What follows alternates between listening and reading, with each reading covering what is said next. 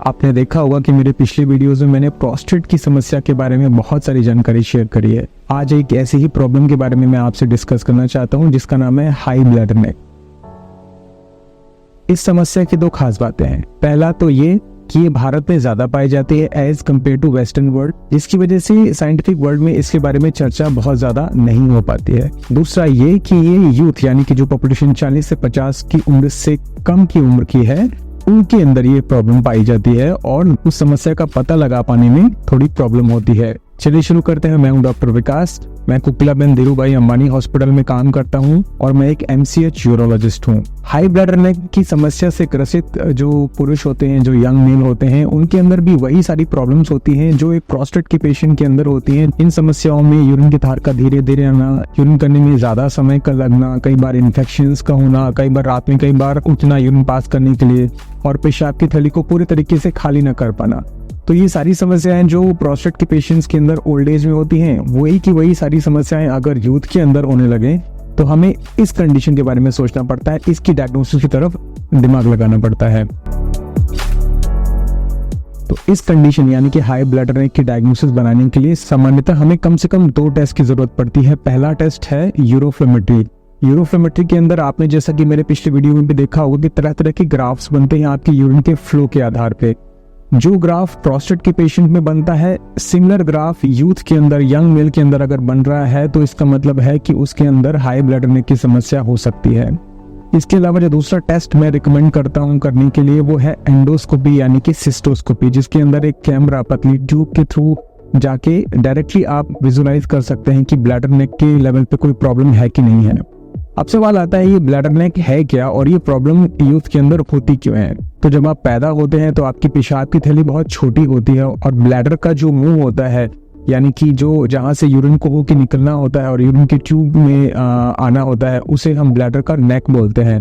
तो वो भी छोटा होता है। जैसे जैसे आपकी उम्र बढ़ती है पेशाब की थैली अपनी साइज में बढ़ती जाती है, लेकिन जरूरी नहीं कि ब्लैडर का जो नेक है वो भी साइज में बढ़े।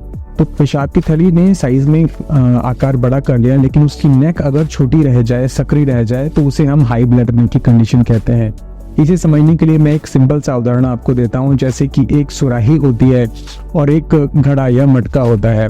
अगर इन दोनों को हम पूरा भर दें और इन्हें खाली करने के लिए टेढ़ा करें तो घड़े का पानी फटाफट नीचे निकल जाएगा और सुराही के पानी को निकलने में थोड़ा टाइम लगेगा, क्योंकि उसकी जो गर्दन होती है, उसकी जो नेक होती है वो पतली होती है और लंबी होती है। ऐसे ही कुछ कंडीशन होती है हाई ब्लैडर नेक के केस में कुछ पुरुषों के अंदर। इसके ट्रीटमेंट के लिए हमारे पास 3 ऑप्शंस हैं। पहला ऑप्शन दवाइयों का है। ये वही दवाइयां हैं जो हम प्रोस्टेट के पेशेंट्स में, ओल्ड एज पेशेंट्स में देते हैं, लेकिन जब हम इन दवाइयों का इस्तेमाल यूथ के अंदर करते हैं तो कुछ विशेष तरह की समस्याओं से हमारा सामना होता है। पहली समस्या तो ये है कि अगर हम 30-40 की उम्र में इन दवाइयों को शुरू कर दें तो कैसे ये सारी उम्र तक इसे हम ले सकते हैं। दूसरा है कि इन दवाइयों के कुछ साइड इफेक्ट्स तो जरूर होते हैं। पहला साइड इफेक्ट है रेट्रोग्रेड इजैकुलेशन यानी कि वीर्य का ना निकल पाना बाहर की तरफ। ये रिलेशनशिप बनाने में तो मुश्किल पैदा करता ही है, साथ में अगर किसी को अपनी फैमिली आगे प्लान करनी है, आगे कोई बच्चा करना है, तो बच्चा पैदा करने में प्रॉब्लम क्रिएट हो सकती है और उन्हें IVF का सहारा लेने की जरूरत पड़ सकती है।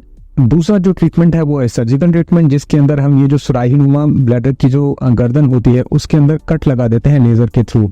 अगर हम कट लगाएंगे तो ब्लैडर का जो नेक है वो तो चौड़ा हो जाता है, यूरिन ठीक से पास होने लग जाता है और फ्लो भी सुधर जाता है, लेकिन फिर से वही प्रॉब्लम निकल के आती है जिसके अंदर वीर्य का निकलना बंद हो जाता है और वीर्य उल्टा ब्लैडर की तरफ जाने लगता है। और अगर किसी यूथ के अंदर ये प्रॉब्लम हो जाती है तो उससे डिससेटिस्फेक्शन का सामना तो करना ही पड़ता है, पर साथ में अगर फैमिली प्लानिंग करनी है, आगे बच्चा पैदा करना है, तो फिर उससे प्रॉब्लम हो सकती है और IVF का सहारा लेना पड़ सकता है। तीसरा इलाज जो मैं इस कंडीशन के लिए समझता हूँ कि उपयुक्त है और कम से कम साइड इफेक्ट वाला है वो है यूरोलिफ्ट, जिसके अंदर हम जैसा कि मैंने प्रोस्टेट के केसेस में बताया है कि स्टेपलेनोमा डिवाइस का इस्तेमाल करके ब्लैडर के मुहाने को यानी कि ब्लैडर के नेक को थोड़ा ओपन कर देते हैं। इससे फ्लो बेहतर हो जाता है और ब्लैडर को आसानी होती है यूरिन खाली करने में। देखिए, हमारा उद्देश्य हाई ब्लैडर नेक के कंडीशन में ये है कि पेशेंट के सिम्टम्स चले जाएं और यूरिन ठीक से खाली होने लग जाए और ब्लैडर को अननेसेसरी वर्क नहीं करना पड़े, क्योंकि अगर ब्लैडर अननेसेसरी वर्क करेगा तो धीरे धीरे ब्लैडर की कंडीशन और खराब होती जाती है, ब्लैडर में वीकनेस होती जाती है और वो प्रेशर जनरेट नहीं कर पाता यूरिन पास करने के लिए। तो अगर हम यूरोलिफ्ट करते हैं तो प्रेशर का जनरेशन की जरूरत कम पड़ती है और ब्लैडर को आराम मिलने लगता है।